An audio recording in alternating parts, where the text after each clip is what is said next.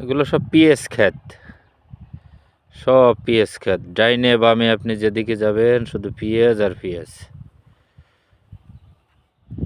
ইন্ডিয়ার পিএস খাওয়া লাগবে না, ভারতের পিএস খাওয়া লাগবে না। বাংলাদেশে ফরিদপুর জেলায় পেঁয়াজের অভাব নাই।